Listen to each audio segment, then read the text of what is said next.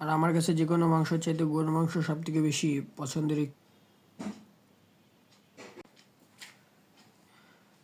Hello everyone, আসসালামু আলাইকুম। রন্ধনঘর কিচেনের পক্ষ থেকে আপনাদের সবাইকে স্বাগত জানাচ্ছি। আশা করছি আপনারা সবাই ভালোই আছেন। তো আজকে আরও একটি রেসিপি নিয়ে চলে আসলাম।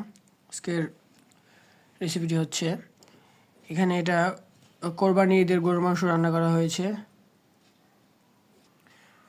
আর কেনা গরুর মাংসের চাইতে কোরবানি গরুর মাংসটা বেশি খেতে মজা লাগে।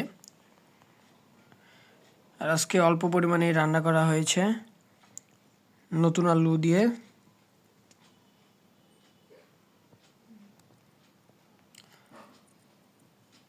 আর আমার কাছে যে কোনো মাংসের চাইতে গরুর মাংস সবথেকে বেশি পছন্দের একটি খাবার।